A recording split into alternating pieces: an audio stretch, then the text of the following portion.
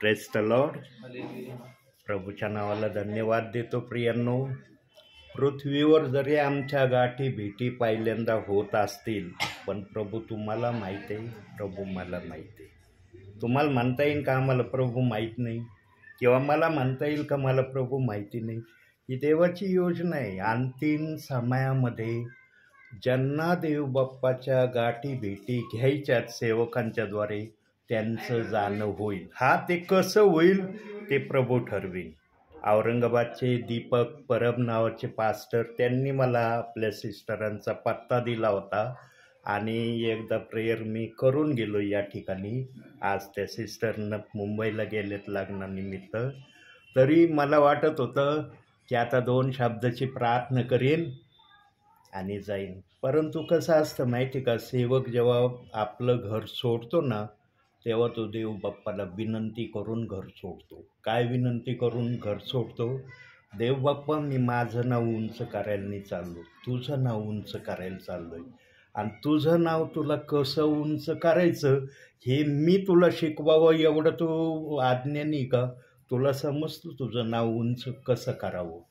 देव बाप्पाने जे ठिकाण मला दाखवलं सकाळी प्रेयरमध्ये, मी त्याच ठिकाणी प्रेयरला येतो. माझे पूर्ण या नगरमध्ये असं एक ठिकाण नाही की ज्या ठिकाणी माझं प्रेयर नाही किंवा विश्वासणारं मला ओळखत नाही. पण आमच्या ताईंची माझी ओळख कशी झाली नाही, मी मागच्या वेळेला ताईंना बोललो, म्हणलं या एरियामध्ये मी खूप ठिकाणी प्रेयरला येतो. हे भाकरे जेवढे पण आहेत सगळे मला ओळखतात. असं एकही भाकरे परिवार आहे की तो मला ओळखत नाही. पण म्हणलं तुमचं नाव मला कसं काय माहिती नाही पडलं, किंवा इकडं चक्रनारायण पास्टर आहेत ना, इथून थोडं पुढं गेलं की त्यांच्याकडं मी प्रेयरला असतो. म्हणलं इथून मी प्रेयरला चक्रनारायण पास्टरांकडं पण जात होतो. पण म्हणलं तुमचं नाव देवबाप्पांनी मला का नाही भेटू दिलं, किंवा गाठ भेट का नाही झाली? म्हणलं ही देवबाप्पाची योजना. मग ताई त्यावेळेला म्हणल्या, तुम्हाला पास्टरांच्या थ्रू आमची ओळख व्हायची होती, म्हणून असं देवबाप्पांनी घडवून आणलं. म्हणलं ठीक आहे, देवबाप्पाच्या नावाला धन्यवाद असो. आज एकदम शॉर्ट अँड स्ट्रीट असा मानणं मी आपल्यासाठी आणलं आहे. एक वचन काढूया आपण बायबलमधून. यॉहन शुभवर्तमान याचा 10वा अध्याय 27वं वचन. या वचनातून आपण थोड्या वेळ पाहणार आहोत आज.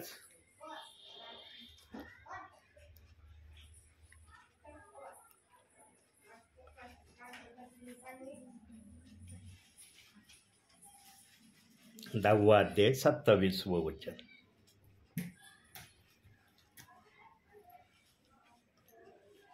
माझी मेंढरे माझी वाणी ऐकतात, मी त्यास ओळखतो व ती माझ्या मागे येतात. बघा, माझी मेंढरे माझी वाणी ऐकतात. आता येशूची मेंढरं जर येशूची वाणी ऐकतात, तर मग आम्ही जे जगामध्ये आज प्रभूच्या नावाने आहोत, मग आम्हाला पण देवबाप आपल्या विश्वासणाऱ्यांच्या ओळखी करून देईल का नाही? पृथ्वीवर जरी आपल्या गाठी भेटी अंजनामध्ये झाल्या असतील, किंवा एकमेकाजवळून आपण गेलो असतो अंजनामध्ये, पण आज प्रार्थनेच्या माध्यमातून ठामपणे म्हणता येतं ना की अरे हे प्रभूमधले विश्वासी आहे. आजच्या दिवसानंतर मी म्हणू शकतो का तुम्ही प्रभूमध्ये विश्वासी नाही म्हणून? कुठेही गाठभेट झाली तर निदान चालता चालता प्रेज द लॉर्ड तर म्हणू शकतो ना मी. जरी आपलं इतर फार बोलणं नाही झालं, प्रेज द लॉर्ड म्हणून आपण पुढं तर जाऊ शकतो ना. पण जर ओळख नाही झाल्यावर म्हणता येईल का प्रेज द लॉर्ड? ही असते देवबाप्पाची योजना. आणि मला वाटत होतं आज मी 2 मिनिटाची प्रार्थना करणं निघून जाईल, पण देवबाप्पाच्या योजना नेहमी आमच्या योजनेपेक्षा वेगळ्या असतात. मी जे बसल्या बसल्या डोक्यात विचार करत होतो, देवबाप म्हणला इथं बसून राह, उठू नको खुर्चीवर, बसून राह, तुला दिसन मला काय करायचंय. आणि मग बसलो. ताईंनी खूप स्वीट चहा बनवला, चहा पिलो मी. मला आता बघूया ताई काय म्हणतात, किंवा मी काहीतरी बोलन की आता प्रेयर करून जातो मी. परंतु असं माझ्या मुखातून देवबाप्पाने शब्द वदविला नाही. का नाही? कारण जेव्हा देवाचा सेवक सेवेला बाहेर निघतो ना, देवाच्या सेवेला, सेवकाला पूर्णपणे पवित्र आत्मा कंट्रोल करतो. जसं आपण टी व्हीचा रिमोट आपल्या हातात असल्यावर आपल्याला जे चॅनल पाहिजे ते चॅनल आपण पाहू शकतो, तसं सेवक पण जेव्हा सेवेला निघतो देवाचा आत्मा सेवकाला कंट्रोल करतो.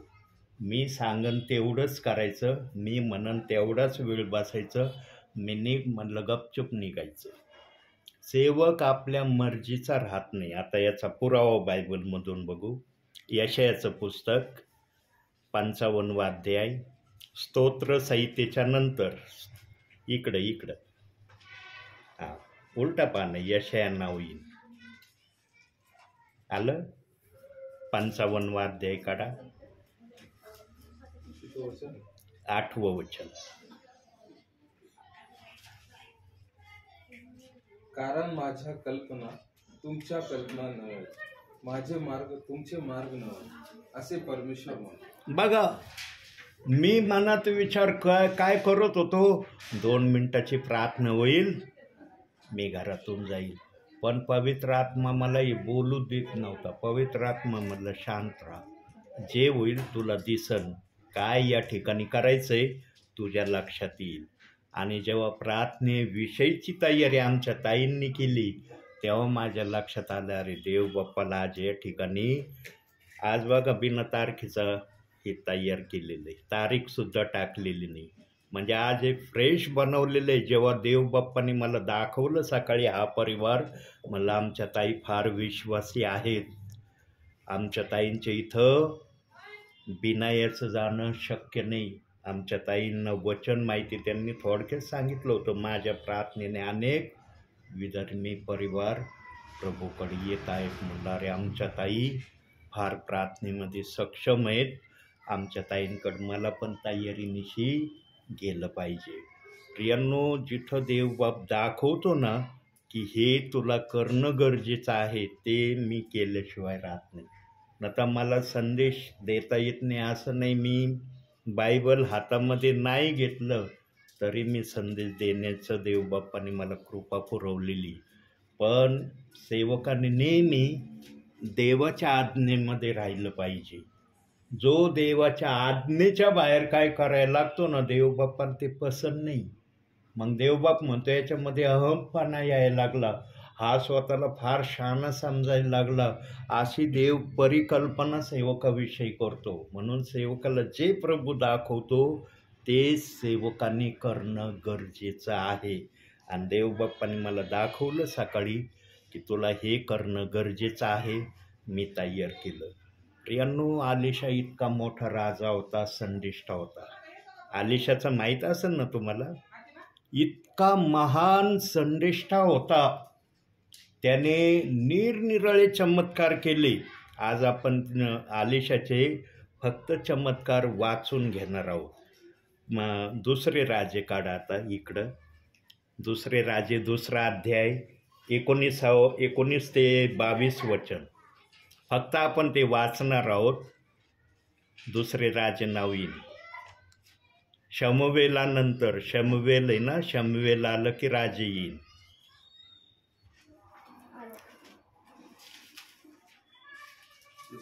हा 2रा अध्याय 19 ते 22 वचन वाचा. त्या नगराचे रहिवासी अलिशास म्हणाले, पहा, हे नगर मनोहर स्थळी वसले आहे, हे आमच्या स्वामीस दिसतच आहे. पण येथले पाणी फार वाईट असल्यामुळे जमिनीत काही पिकत नाही. त्यांनी म्हटले, एक नवे पात्र मजकडे आणा व त्यात मीठ घाला. त्यांनी ते त्याचकडे आणले. मग तो पाण्याच्या झऱ्यानजीक गेला व त्यात ते मीठ टाकून म्हणाला, परमेश्वर म्हणतो, हे पाणी चांगले करीत, ह्यापुढे याने मृत्यू होणार नाही व पीक बुडणार नाही. अलिशाच्या या वचनानुसार ते पाणी चांगले झाले. ते आजवर तसेच आहे. तो तेथून वरती बेथेलकडे चालला. तो वाट चढून जात असता नगरातून काही पोरे बाहेर येऊन बस बघा, आता आलिशाकड यरियो नगरातले काही लोक आले आणि ते म्हणाले, या नदीचं पाणी, यरियोच्या नदीचं पाणी नापीक आहे, म्हणजे त्या पाण्याने पीक येत नाही, ते पिण्यास योग्य नाही. हे पाणी आपण चांगलं करा. कारण त्या काळातले जे विश्वासणारे असायचे त्यांना एवढी तर समज असायची की संदेष्टा म्हणजे काय, संदेष्टा म्हणजे काय आहे, तो काय करतो, त्याच्या शब्दाने काय होतं, याची कल्पना त्या समाजातल्या विश्वासणाऱ्यांना होती. आणि मग आपण वाचलं वचनात की आलिशा फक्त म्हणला माझ्याकडं मीठ आणा, आणि त्याने ते मीठ पाण्यामध्ये टाकलं आणि ते पाणी त्या नदीमध्ये टाकायला आता सविस्तररित्या तिथं उल्लेख केलेला नाही. त्या मिठाचं पाणी त्या नदीमध्ये टाका, ते पाणी व्यवस्थित होईल, पिण्यासही योग्य होईल आणि पिकासही योग्य होईल. असं आलिशाने फक्त तोंडाने बोलला, प्रेयर पण केली नाही. वचन सांगतं की आलिशाने प्रेयर केली नाही, फक्त जसं आपण संभाषण करतो असं संभाषण यरियोच्या लोकांबरोबर त्यांनी केलं. आणि यरियोच्या लोकांनी पण विश्वास ठेवला की हा संदेष्टा जे सांगतोय तसंच होईल. ते असं नाही म्हणले, ब्रदर प्रार्थना करा ना, प्रार्थना केली तर हे पाणी शुद्ध होईल, प्रार्थना नाही केली तर हे पाणी शुद्ध होईल, याची आम्ही काय हमी गॅरंटी घ्यायची. प्रियांनो, त्या काळातले विश्वासूपणाने जे पण सेवक संदेष्टे सांगायचे त्यांचं निमूटपणे ऐकायचे. पण आजच्या समयात काय परिस्थिती काही ठिकाणी आपल्याला चांगल्या प्रकारे माहिती. आज बहुसंख्य जणांचा अविश्वासाच्या मार्गाने विश्वासणारे चाललेत, विश्वास ठेवत नाही. काही सेवक आहेत की त्यांच्या शब्दावर विश्वास ठेवतात, परंतु एखादा नवीन सेवक कोणत्या एरियात गेला तर सगळेच जण त्या सेवकाच्या सांगण्याप्रमाणे करतात असं नाही. काही ठिकाणी करतात नवीन विश्वासणारे, पण काही जण करत नाही. ते कुजबूज करतात, अरे यांना आपण पहिल्यांदाच पाहतो, यांचा ना आपला परिचय नाही, हे पॉवरफुल आहेत का नाही, यांना देवाचं वचन माहीत आहे का नाही, हे प्रभूमध्ये कधी आले तर आपल्याला काय माहिती. अशा त्यांच्या भावना असतात. परंतु त्या समाजातले जे विश्वासी असायचे ते कधी सेवकाविषयी संदेष्टाविषयी अशी मनामध्ये इच्छा किंवा भावना आणत नसायचे. ते जे बोलायचे तसंच विश्वासणारे करायचे. आलिशा म्हणलं जा हे त्याच्यात टाका, ते पाणी शुद्ध होईल. आणि आलिशाच्या सांगण्याप्रमाणे ते पाणी शुद्ध झालं. आणि शुद्ध झाल्यावर त्यांनी पीकही काढून ते पाणी ते प्यायला पण लागलं, असं त्या वचनात सांगितलेलं आहे. आणखी एक आलिशाचा दाखला बघूया. आता 4था अध्याय काढा, एक पान उलटा त्या इथं. 4था अध्याय 1 ते 7 वचन वाचा. एकदा संदेष्ट्यांच्या शिष्यांच्या स्त्रियांपैकी एकीने अलिशाकडे घराणे केले. ती म्हणाली, तुझा सेवक माझा नवरा मरून गेला आहे. तुला ठाऊक आहे की तो परमेश्वराचे भय बाळगणारा होता. त्याचा सावकार माझा 2 पुत्रास दास करून नेण्यास आला आहे. अलिशाने तिला विचारले, मी तुझ्यासाठी काय करू हे मला सांग. तुझ्या घरात काय काय आहे? ती म्हणाली, 1 घडा तेलाशिवाय आपल्या दासीच्या घरात काही येत नाही. तो तिला म्हणाला, तू जा आणि बाहेरून आपल्या शेजाऱ्या पाजाऱ्याकडून बरीचशी किमती भांडे, रिकामी भांडे मागून आण. मग आपल्या पुत्रासह घरात जाऊन दार बंद कर व त्या सर्व भांड्यात तेल ओत आणि भांडे भरले ते बाजूला ठेव. ती त्याचपासून गेली आणि आपल्या पुत्रासह आपल्या घरात जाऊन तिने दार बंद केले. ते तीच कडक भांडे आणि ती भरत जाईल. सर्व भांडी भरल्यावर ती आपल्या पुत्रास म्हणाली, मला आणखी 1 भांड आणून द्या. त्यांनी म्हटले, आता एकही भांडे उरले नाही. तेव्हा तेल वाढवायचे राहिले. तिने जाऊन देवाच्या माणसाशी सांगितले. तो म्हणाला, जा तेल विकून आपले कर्ज फेड व जे शिल्लक राहील त्यावर आपला व आपल्या पुत्राचा निर्वाह कर. बघा आता या ठिकाणी एक घटना झालेली आहे. एक विधवा स्त्री आहे, संदेश त्याच्या शिष्यातली स्त्री, तिने आलेशाकडे तक्रार केली की सावकाराचं माझ्यावर इतकं कर्ज झालंय की सावकार आता मला असं म्हणत आहे की आता मी तुझे दोन्ही मुलं माझ्या इथं कामाला नेणार आहे. कारण त्या समयामध्ये अशी रीत असायची की कोणी जर कर्जबाजारी असलं तर त्यांच्या घरातले लोक ज्या सावकाराकडे पैसे कर्ज असेल त्यांच्या इथं त्यांनी काम करायचं. जे काही सावकार सांगतील ते काम त्यांनी करायचं निमूटपणे. आणि सावकारांनी या स्त्रीला सांगितलं होतं तुझे दोन्हीही मुलं मी आता घेऊन जाणार आहे. पण बघा देवाची योजना कशी असते प्रियांनो. ज्या व्यक्तींना देव बाप वाचवण्याचं ठरवतो ना ते व्यक्ती वाचल्याशिवाय राहत नाही. आणि ज्या सेवकांच्या गाठी भेटी नवीन विश्वासणाऱ्यांमध्ये होण्याच्या असतात त्या झाल्याशिवाय राहत नाही. पाहतात ना पहिल्यांदा तुम्ही मला रोडनी यदा कदाचित तुम्ही पाहिला असेल तो भाग वेगळा तुमच्या ध्यानात असेल किंवा माझ्या ध्यानात असेल तो सांगता येत नाही. पण आज ठामपणे म्हणता येईल ना, पुढच्या वेळेला जर प्रेयरला आलो मी या ठिकाणी तुम्ही म्हणता का ब्रदर कोण आहेत तुम्ही, तुमचं नाव सांगा, तुमचा नामचा परिचय नाही असं म्हणताल का पुढच्या वेळेला? नाही म्हणणार, अरे ब्रदर येऊन गेले, यांना आम्ही ओळखतोय, देवाचे सेवक आहे. तशीच घटना या ठिकाणी झाली.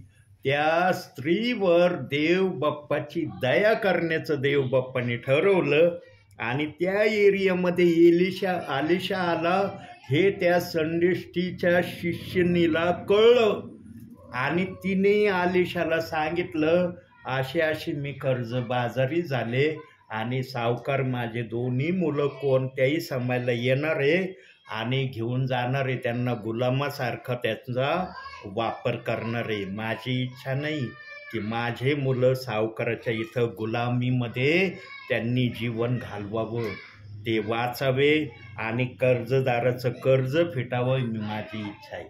मग आलिशा म्हणलं तुझ्याजवळ काय आहे, तुझ्या घरात कोणती वस्तू आहे ती सांग मला. मग ती म्हणती माझ्या घरामध्ये एका बरणीमध्ये तेलाखेरीज दुसरं काहीच नाही आहे.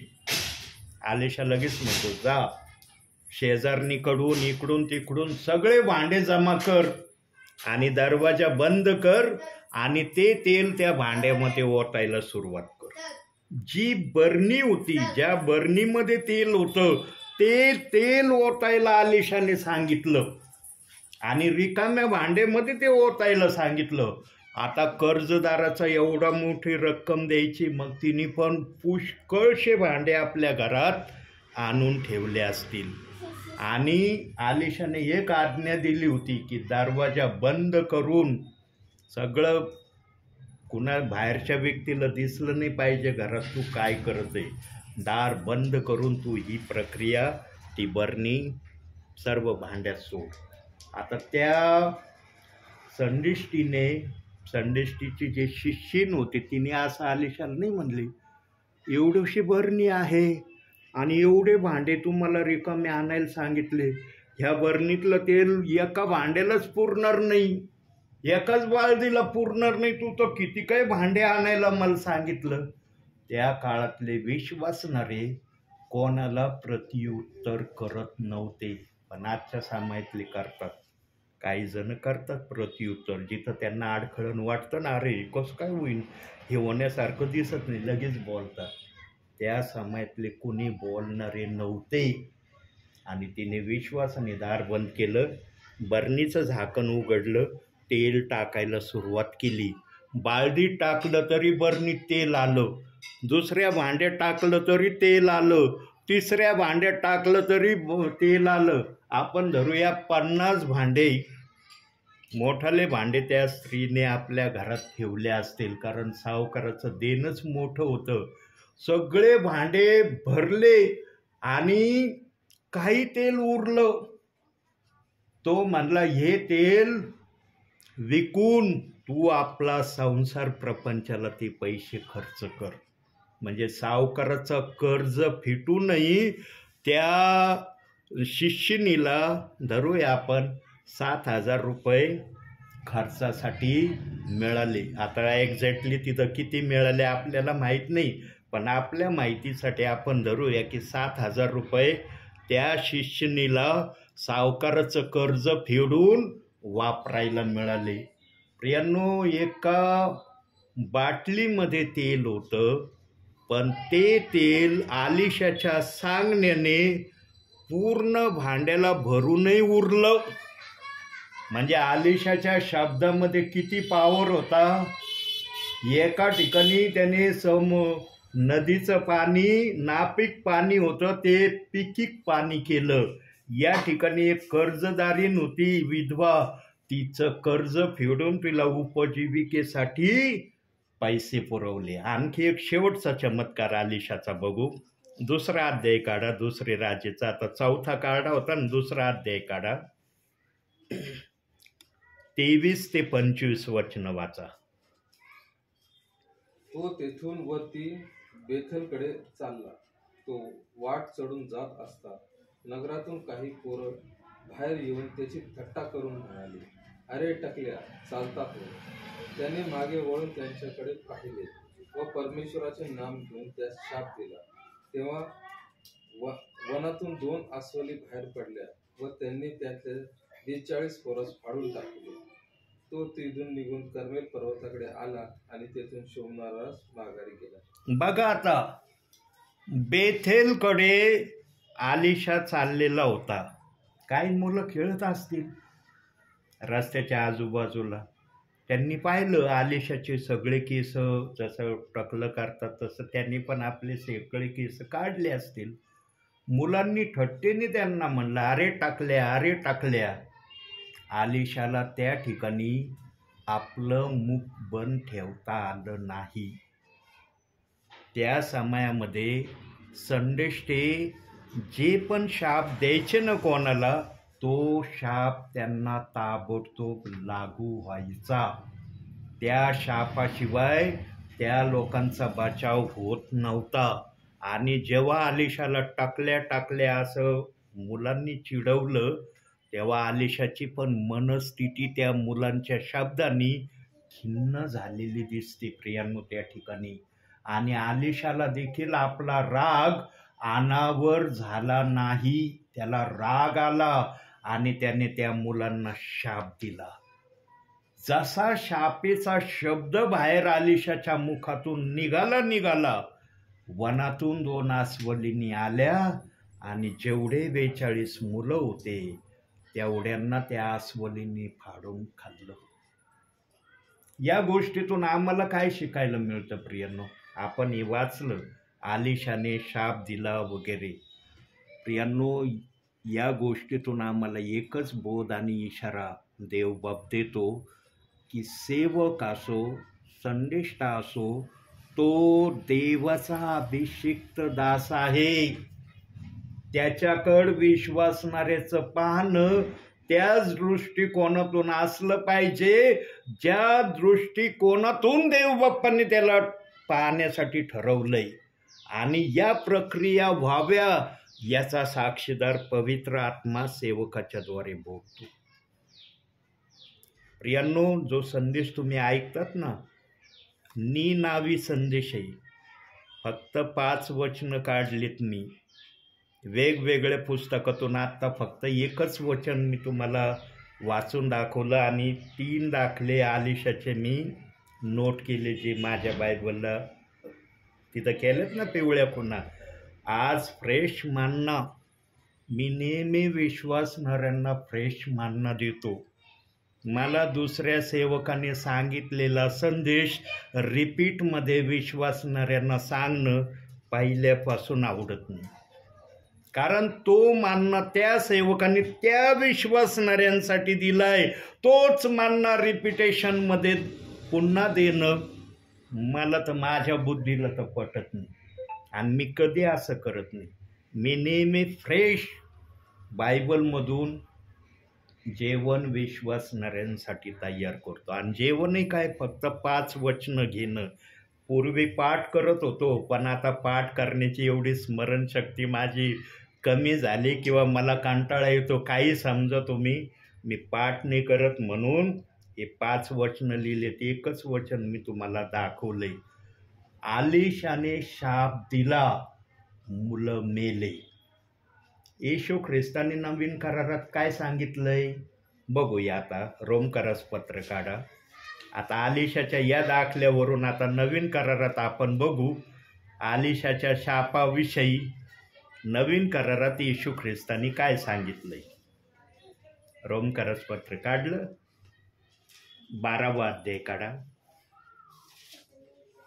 14वं वचन. एकच वचन वाचा, 14.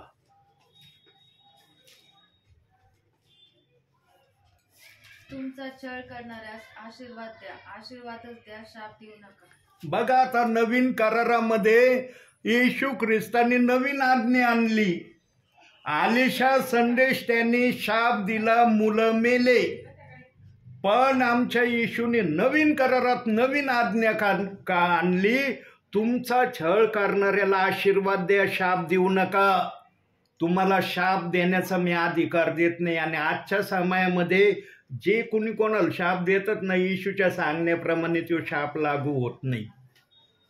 कारण येशूने जर शाप न देण्याचे उद्गार काढले आणि जर कुणी रागापायी एखाद्याला शाप देतो ना, तुझं असं होईन, तुझं तसं होईन वगैरे वगैरे, येशूचा आत्मा म्हणतो जे काय तू रागाच्या भरात ज्या व्यक्तीला बोलला ते त्याला लागू होणार नाही.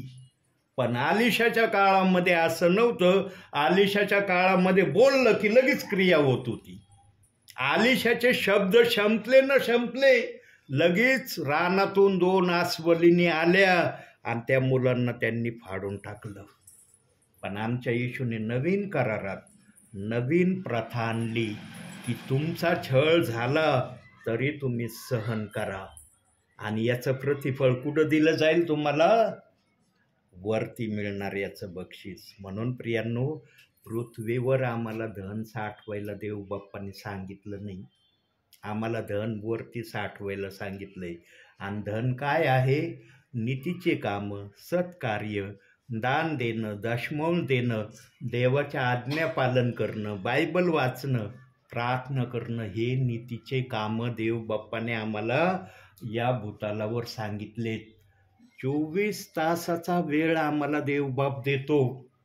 प्रियांनो, भावी जीवनात एकदा तरी 24 तासाची काउंटिंग आपल्या जीवनामध्ये करा की 24 तासामध्ये मी देवासाठी किती वेळ देतो किंवा देते आणि जगाच्या कामासाठी किंवा इतर कामासाठी माझ्याकडून किती वेळ दिला जातो, याचं एकदा तरी परीक्षण करा. आणि मग एकदा जर तुम्ही परीक्षण केलं ना, त्या एकदा केलेल्या परीक्षणावरून मागच्या दिवसामध्ये जा की मी माझ्या भावी जीवनामध्ये आजच्या या समयापर्यंत किती मायनसतेने देवाच्या नावामध्ये वागत आहे, चालत आहे. पण आता देव बाप्पाने मला प्लसचा मार्ग दाखवलाय. हा प्लसचा मार्ग प्रभू येईपर्यंत जो विश्वासणारा धरून राहील, त्याप्रमाणे करल, त्याचं स्वर्गात जाणं निश्चित आहे. पण आजच्या विश्वासणाऱ्यांना काहींना वाटतं मी विश्वास ठेवला मी स्वर्गात जाईन. अरे तुम्ही नुसता विश्वास ठेवला आणि स्वर्गात जाणार जर असते, मग देवबाप्पाला हे पवित्र शास्त्र द्यायची काय गरज होती का? देवबाप म्हणला असता विश्वास ठेवला स्वर्गात चाललं, कशाला यांना हे शास्त्र देऊ, कशाला वाचायला सांगू, कशाला पाळायला सांगू. काही विश्वासणारे आज भ्रमामध्ये चाललेत आणि ते विश्वासणारे भ्रमातून बाहेर निघावे म्हणून सेवकांना आजही प्रभू पाठवतो. ताईंचा माझ्याजवळ फोन नंबर आहे बरं का. शीतल ताईंचा माझ्या मोबाईलला फोन नंबर आहे. उद्या आल्यावर शीतल ताईंना विचारा की पगारे पास्टरांनी फोन केला का. ते म्हणतील नाही, पगारे पास्टरांनी मला फोन केलेला नाही. देव बाप्पाने मला सांगितलेलं आहे, जेव्हापासून मी सेवेत उतरलो देवाने मला एकच आज्ञा दिली, मी ज्या ठिकाणी जा म्हणन ना तिथल्या विश्वासणाऱ्यांना फोन करायचा नाही. तू जर फोन केला तर त्या ठिकाणी मी काही बोलणार नाही. पण तू फोन न करता आला, ज्या ठिकाणी मी जा म्हणलं तिथं मी कार्य केल्याशिवाय राहणार नाही. बघा, आमच्या बंधूंनी आल्याबरोबर सांगितलं शीतलताई मुंबईला गेल्या. तेव्हाच मी कन्फ्युजन झालो मनामध्ये, अरे शीतलताई मुंबईला गेल्यात, आता इथं वचन सेवा होणार नाही. माझं मन मला म्हणत होतं, पण देवाचा आत्मा मला म्हणत होता, बाळा बसून राहा, बसून राहा, काय होणार आहे तुला दिसणार आहे. मी जेव्हा बंधूंच्या मुखातून शब्द ऐकला, मी म्हणलं आज इथं वचन सेवा होणार नाही. आणि देवाने तर मला हेच ठिकाण दाखवलं सकाळी प्रार्थने अगोदर, बाळा आज मी शीतल ग्रीन या बहिणीच्या परिवारात आहे. अरे देव बाप्पा, तुला तर माहीत होतं ना शीतल बहीण मुंबईला आहे, पण मला का नाही दाखवलं शीतल बहीण मुंबईला आहे. मला जर कळलं असतं शीतल बहीण मुंबईला आहे, मी कशाला इथं आलो असतो. देवबाप कधी कधी सांगत नाही सेवकांना, म्हणून वचन दाखवलं तुम्हाला की जे तुमचे मार्ग ते माझे मार्ग नाही, आणि जे माझे मार्ग ते तुमचे मार्ग नाही. देवबाप नेहमी आपल्या इच्छेने सेवकाला चालवतो. मी तर आज वचन होईल याची मला हमी शाश्वती नव्हती प्रियांनो, खरं सांगतो तुम्हाला. पण देवबाप तसं विचार करत नव्हता जसा मी विचार करत होतो.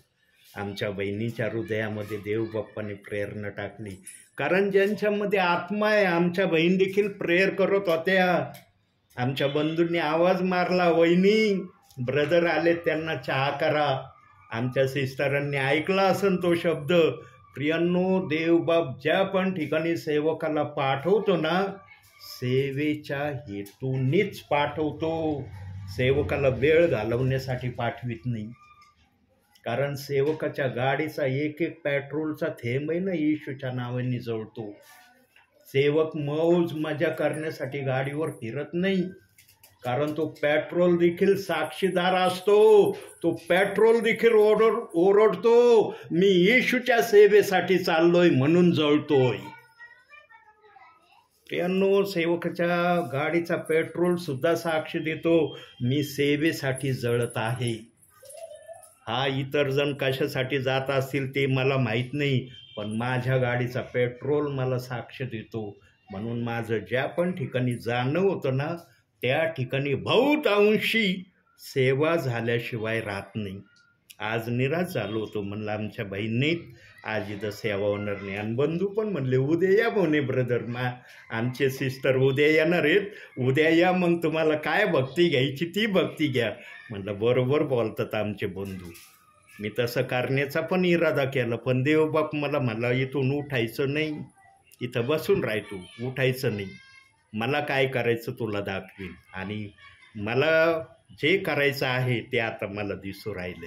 आहेत ना साक्षीदार तुम्ही, काय चाललंय इथं, देवाचं वचन चाललंय. म्हणून येशूने भावी जीवनामध्ये प्रियांनो कधी कोणाला शाप देऊ नका.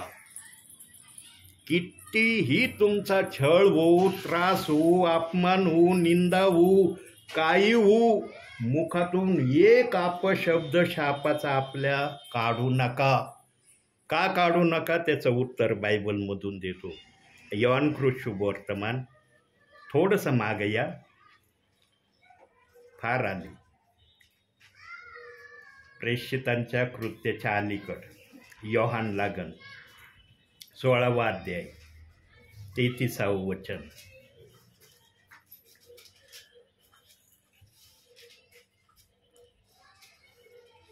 या गोष्टी मी तुम्हास अशासाठी सांगितल्या आहेत की माझ्या ठाई तुम्हास शांती मिळावी. जगात तुम्हास क्लेश होतील, तरी धीर धरा आणि जगाला जिंकले आहे. मी जगाला जिंकले आहे. जगाला जिंकले म्हणजे कोणाला जिंकलंय?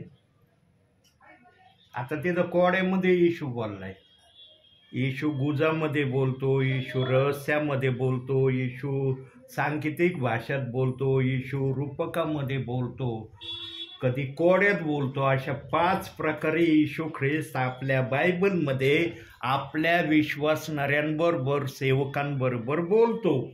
आता इथं जगाला जिंकलंय म्हणजे कोणाला जिंकलंय?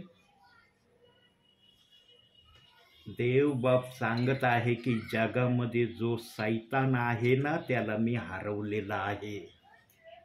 हरवले ना आमच्या येशू ख्रिस्तांनी वधस्तंभावर आपला प्राण देऊन आणि मरणातून जिवंत होऊन. आज येशू ख्रिस्ताच्या नावाने सैतान जातो ना, जातो का नाही? कुठली शक्ती असो सैतानाची येशूच्या नावासमोर उभी राहते का? म्हणून हे आश्वासन आहे. जगात तुम्हाला क्लेश होतील, धीर धरा, मी जगाला जिंकले आहे. तुमचा विजय निश्चित आहे. पण जर तुम्ही शाप दिला तो विजय तुमचा रद्द होईल. विजयामध्ये जगायचं असलं तर सहन करणं गरजेचं आहे, आणि विजयामध्ये जगायचं नसलं द्या शाप. कोणी तुम्हाला काही बोललं लगेच त्याला प्रत्युत्तर द्या. कोणी हो म्हणलं ना कधी तू म्हणू नका प्रियांनो, याच्यामध्ये तुमची धन्यता आहे. आमचा येशू ख्रिस्त देवाचा पुत्र होता. अख्ख्या बायबलमध्ये 33 वर्ष आमचा प्रभू जगामध्ये राहिला, पण एकालाही आमच्या येशू ख्रिस्ताने वाईट शब्दाने दुखवलं नाही. आणि येशू ख्रिस्तानी पण ज्यांना ज्यांना बरं केलं त्यांना एकच आज्ञा देऊन पाठवलं, यापुढं पाप करू नको. करशील तर याच्यापेक्षा तुझं वाईट होईल. आणि ज्यांनी येशूचा शब्द ऐकला त्यांनी पाप केलं नाही असं बायबल सांगतं. आमच्या येशूला फक्त पाप आवडत नाही. मग बोलण्यापासून पापाची सुरुवात आहे. तुम्ही खोटं बोलले ना पाप केलं, इथून पापाचा आरंभ आहे. मग शेवटचं पाप तुम्हाला माहिती आहे काय? व्यभिचार हे शेवटचं पाप आहे. खोटं बोलण्यापासून व्यभिचारापर्यंत आमच्या येशू ख्रिस्ताला आवडत नाही. या पापांना येशू फार गलिच्छ पाप समजतो. खोटं बोलणं हे तरी प्रभू क्षणभर सोडून देतो, पण व्यभिचाराच्या पापाला आमचा प्रभू सहसा जुमानीत नाही. त्या पापाला आमचा येशू ख्रिस्त म्हणतो हे पाप अति गलिच्छ पाप आहे. म्हणून एक व्यभिचारी स्त्रीला दगडमाट करत होते लोक आहे ना, मोशेच्या नियमशास्त्राप्रमाणे. जेव्हा ती स्त्री येशूजवळ आली तेव्हा मारेकऱ्यांचे हात थांबले आणि ते येशूला म्हणाले, हिला आम्ही व्यभिचार करताना रंगे हात पकडले, आणि मोशेच्या नियमशास्त्रात आम्हाला मोशेने आज्ञा दिली की जर कोणी व्यभिचार करताना तुम्ही कोणाला पकडलं तर त्याला दगडमार करा. या कारणाने आम्ही या स्त्रीला मारत आहोत दगड. तेव्हा येशू जमिनीवर काहीतरी बोटाने लिहित होता, आणि लिहिता लिहिता येशू म्हणला, ज्याने पाप केलं नसन त्यांनी पहिला ढोंडा या स्त्रीवर टाकावा. त्याने पाहिलं, अरे मी पाप केलं, अरे मी तर पाप केलं, मी तर असा पाप करतो दिवसभरात. त्याला आपलं पाप दिसलं, ढोंडे खाली टाकले, सगळे निघून गेले. जेव्हा सगळे निघून गेले तेव्हा येशू त्या स्त्रीला म्हणला, अरे बाई तुला धोंडमार करणारे कुठं गेले? तेव्हा ती स्त्री म्हणली, प्रभू ते सगळे निघून गेले. तेव्हा येशू पण म्हणला, जा मी पण तुझ्या सगळ्या पापांची तुला क्षमा करतो, पण एक आज्ञा तुला देतो, आजच्या दिवसानंतर पाप करू नको. करशील तर याच्यापेक्षा तुझं वाईट होईल. आणि त्या व्यभिचारी स्त्रीने त्याच ठिकाणी सगळ्या पापाचा अंगीकार केला आणि निर्मळ होऊन तिने आपलं भावी जीवन प्रभूमध्येच व्यतीत केलं असेल. पुढं त्या स्त्रीचं वर्णन नाही केलं, पण त्या स्त्रीचं हेही वर्णन आलं नाही पुढं चालून की त्या स्त्रीने पुन्हा व्यभिचार केला म्हणून. प्रियांनो, त्या काळातले प्रियजन ऐकणारे होते. तेच प्रियजन याही समयामध्ये ऐकणारे असावे अशी देवाची इच्छा आहे. म्हणून सेवकांना प्रभू पाठवतोय आपल्यापर्यंत. आणखी एक वचन बघू, नीतिसूत्रे काढा आता. नीतिसूत्रे 19वा अध्याय, स्तोत्र संहितेच्या नंतर 19वा अध्याय 17वं वचन.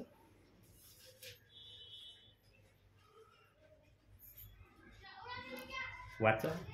जो दारिद्र्यावर दया करतो तो परमेश्वराला उसने देतो, त्याच्या सत्कृत्यांची फेड तो करेल. बघा आता, जो दरिद्र्यावर दया करतो आता दया म्हणलं म्हणजे तुम्हाला कळतं दया काय असती का? दयाला फोडून सांगणं गरजेचं आहे का? की ब्रदर आम्हाला दया पण माहीत नाही. दया म्हणजे काय तुम्हीच सांगा. दया म्हणजे काय? जो एखाद्या असहाय्य व्यक्तीला कोणत्या गोष्टींनी मदत करतो किंवा त्याला जीव घालतो किंवा काय करतो, या गोष्टीला दया म्हणतात. मग त्या दयेचे अनेक प्रकार आहेत. असं नाही की हे एवढंच एक प्रकार आहे. विभिन्न तऱ्हेने दया जो करतो त्या व्यक्तीला देवबाप म्हणतो. त्याने परमेश्वराला उसने दिली. आवडन का नाही तुम्हाला परमेश्वराला उसनं देणं? का म्हणतात परमेश्वरा कर्ज केलं मी तुझ्यावर, कधी फेडशील माझं कर्ज? जसे सावकार कर्ज फेडण्यासाठी देणाऱ्याला म्हणतात फेड माझं कर्ज, तसं मी पण उसनं केलंय, माझं उसनं फेड म्हणतात. प्रियांनो, तुमचं उसनं वर स्वर्गामध्ये जमा होईल आणि त्याचं प्रतिफळ तुम्हाला काय भेटल माहिती आहे? प्रतिफळ काय आहे सांगितलं कोणी? प्रतिफळ काय आहे त्याचं किंवा ऐकलं तुम्ही? त्याचं प्रतिफळ आहे तुम्हाला मुकुट दिला जाणार आहे. काय दिलं जाणार आहे? आणि हे कुठं लिहिलंय? शेवटचं पुस्तक काढा बायबलचं, शेवट, प्रगटीकरण 3 अध्याय 11वं वचन.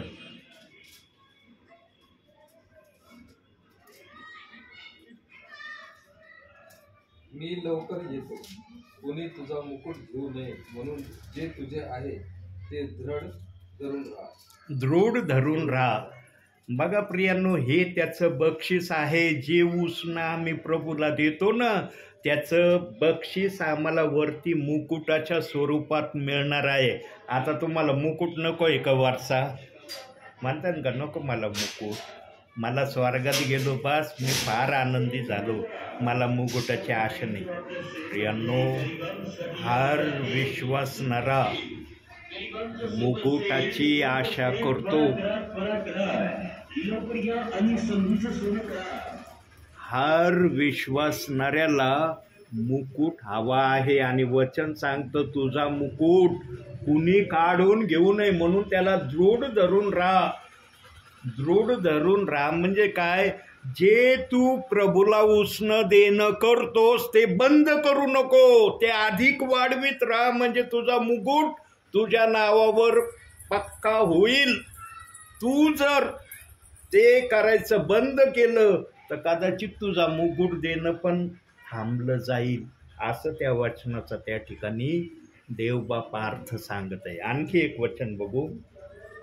योहान कृष्ण वर्तमान काढू, आत्ता काढलं होतं ना, 15वा अध्याय 12वं वचन. अजून 5 मिनिटं बोलतो आणि मग मी थांबतो. 15वा अध्याय 12वं वचन. जशी मी तुम्हावर प्रीती केली तशी तुम्ही एकमेकावर प्रीती करावी, अशी माझी आज्ञा आहे. प्रियांनो, भावी जीवनामध्ये विश्वासणाऱ्यांवर तर प्रीती कराच करा, पण इतरांवर पण प्रीती करण्याचं लक्ष ठेवा. कारण प्रीतीमध्ये आता आपण याला जास्त खोल नाही जाणार मी, कारण संदेश वाढत चाललेला आहे. म्हणून शॉर्ट अँड स्ट्रीटमध्ये आता मी संक्षिप्तमध्ये तुम्हाला सांगन. देवाने प्रीती करायला सांगितले, आम्ही प्रीतीच केली पाहिजे. मग ती प्रीती कशी करायची बायबलने आम्हाला शिकवले. थोडंफार तर प्रीतीचं माहिती असेल तुम्हाला, जरी जास्त नसलं तर 100मध्ये 10% तर देवबाप्पाने प्रीती कशी करावी शिकवलं असेल ना, तेच 10% वाढवण्याचा प्रयत्न करायचा. आणखी एक वचन बघू. नीतिसूत्रे, आत्ता काढलं होतं तेच पुस्तक परत काढा. नीतिसूत्रे 28वा अध्याय 27वं वचन.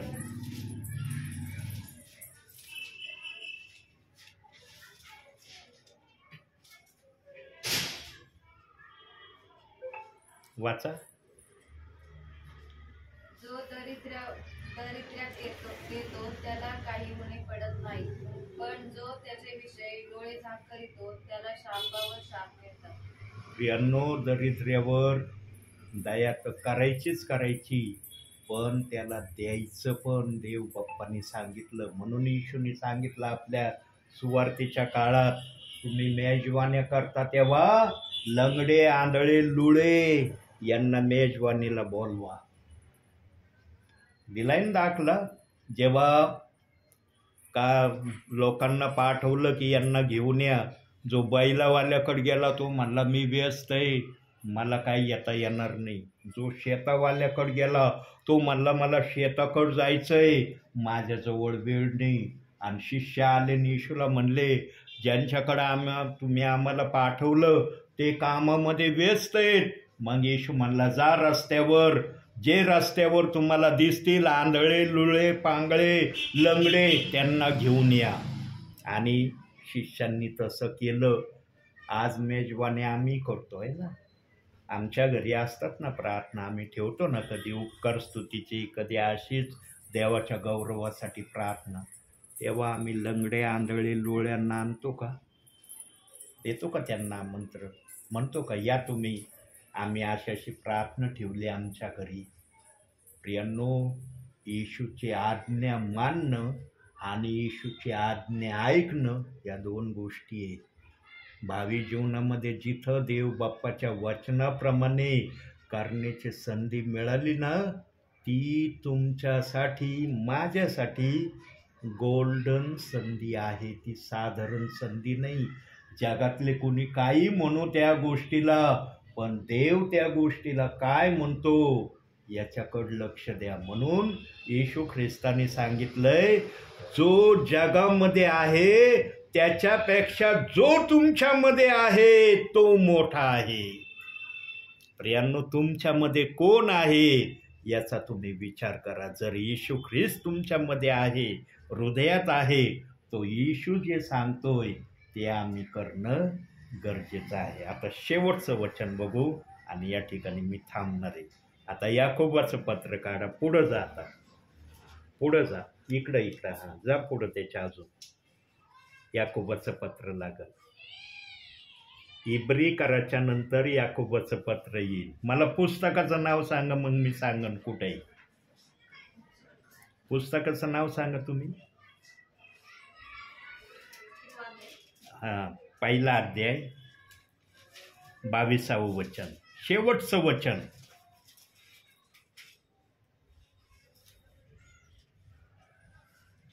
वाचा.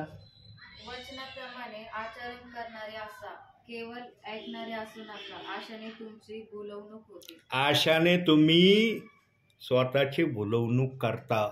जे वचन ऐकलंय त्याप्रमाणे आचरण करा, त्याप्रमाणे वागण्याची तयारी कुणाला दाखवा. ज्या येशू ख्रिस्तावर विश्वास ठेवलाय त्या येशू ख्रिस्ताला ती तयारी दाखवा. आणि मला माहीत नाही, आता तुम्ही उभयता नवीन आहात का प्रभूमध्ये मुरलेले आहात मला माहीत नाही, परंतु आमच्या शीतलताईंविषयी मी म्हणू शकतो की आमच्या शीतलताई थोड्या का होईना वचनामध्ये मुरलेल्या आहेत. जसं आपण मुरलेला आचार खातो, ताजा आचार खायला आपल्याला आवडतं का एवढं? का ताजा आचार खाण्याची आपण एवढी इच्छा प्रगट नाही करत? कारण त्याच्यामध्ये स्वाद उतरलेला नसतो. पण मुरलेल्या आचाराला आपण किती आवडीने खातो. याचा दुसरा अर्थ काय आहे? जे प्रभूमध्ये आहेत त्यांना वचन माहीत आहे.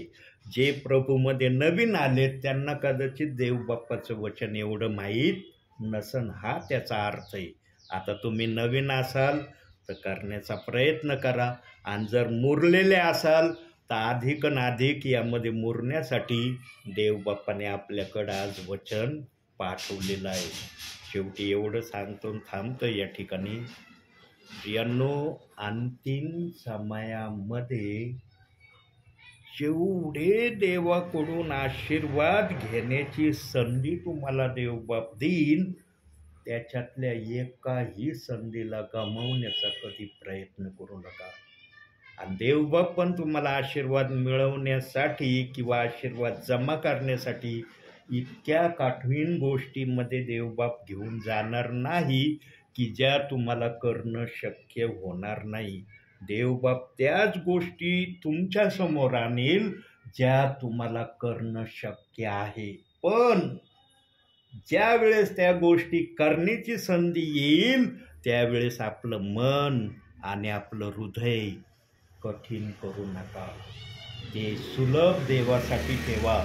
उत्स्फूर्त अंतःकरणाने जर करण्याची तयारी दाखवली ना, बघा अलिशाचे 2 चमत्कार. एक चमत्कार तर त्यांनी शापाचा दिला, पण 2 चमत्कार नापीक पाण्याला त्याने पीक देणारं पाणी केलं. एका स्त्रीच्या एका बाटलीच्या तेलाच्या द्वारे अख्खं कर्ज सावकाराचं फिटलं गेलं. आलिशाने प्रत्यक्षरित्या त्या भांड्यात तेल ओतलं का? पण त्यांनी शब्द दिला, दरवाजा बंद करून ते बरणीतलं तेल ओतायला सुरुवात कर. जसं तेल संपायचं बरणीत ॲटोमॅटिक तेल यायचं. इतके भांडे भरले तिने की सावकाराचं कर्ज देऊन काय भांड्यात तेल उरलं. आणि मग आलिशा म्हणलं, हे तेल बाजारात विक, याचे जे काही पैसे येतील ते तुझ्या संसार प्रपंचाला खर्च कर. आलिशा नाही म्हणलं, ते उरलेले तेलाचे पैसे मला आणून दे, म्हणजे त्याचा उपयोग मी करीन. प्रियांनो, सेवक हा उदार हस्ते असतो, उदारता त्याच्यामध्ये असते. हे ते आलिशाच्या वागण्यातून त्या ठिकाणी प्रगट होतं. आलिशा नाही म्हणला, अरे तुझं कर्ज फिटण्यापुरतं तू बोलली होती ना, आता हे जे काय उरलंय हे विकून याचे पैसे मला दे, याचं मी काही करीन. आलिशा म्हणलं, हे पैसे आपल्या संसाराला तू खर्च कर. प्रियांनो, आमचा देव उदार हस्ते देणारा देव आहे. हे आलिशाने आपल्या कृतीतून त्या विधवा स्त्रीला प्रगट केलं. म्हणून अंतिम समयामध्ये आम्ही सध्या आहे ना, आम्हीच ना अंतिम समयामध्ये इथं जेवढं देव बाप्पाला आवडेल तेवढं करण्यासाठी सतत देव बाप्पाच्या चरणी स्वतःला लीन दीन नम्र करा. म्हणून आजच्या या छोट्याशा संदेशातून देवबाप तुम्हाला आणि मला भरपूर आणि भरपूर आशीर्वाद देव. आमेन.